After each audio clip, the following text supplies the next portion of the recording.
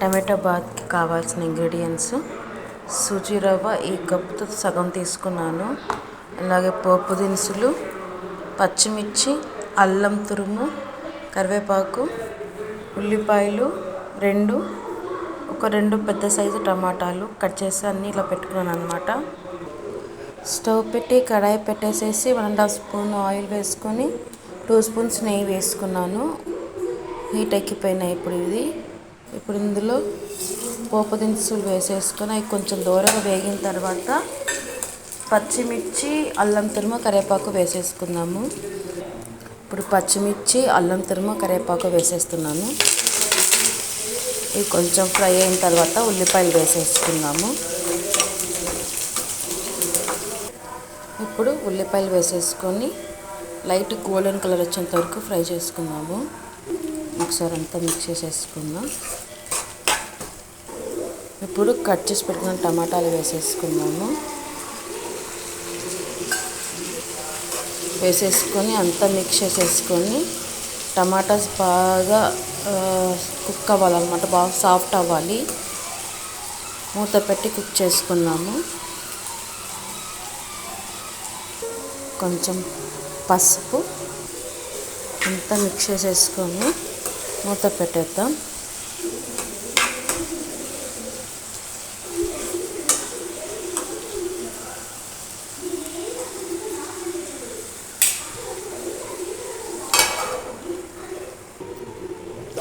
మూత తీసి చూద్దాం ఒకసారి అంతా మిక్స్ చేసుకుందాము. టమాటాస్ ఇంకా కొంచెం ఒక 2 మినిట్స్ కుక్ అవ్వాలన్నమాట.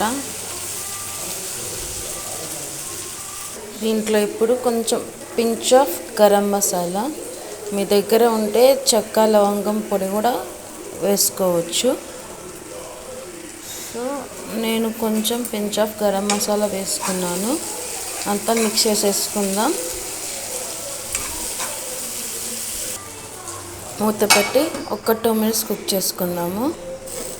2 మినిట్స్ తర్వాత మూత తీసేసి అంతా ఒకసారి మిక్స్ చేసుకుందాం.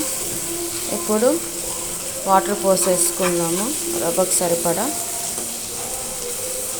నేను 1/2 కప్ రవ్వ తీసుకున్నా కాబట్టి నేను 2 గ్లాస్ ఆఫ్ వాటర్ వేసుకుంటాను. వాటర్ పోసేసుకుందాం. ఇప్పుడు రుచికి సరిపడా సాల్ట్ వేసేసుకొని ఒకసారి అంతా మిక్స్ చేసుకుందాము. ఇప్పుడు రవ్వ యాడ్ చేసుకొని ఇట్లా పోసుకుంటూ కలుపుకోవాలన్నమాట. ఇదంతా కొంచెం దగ్గర పడేంత వరకు కుక్ చేసుకోవాలి. అంతే, టమాటా బాత్ రెడీ అయిపోతుంది అన్నమాట.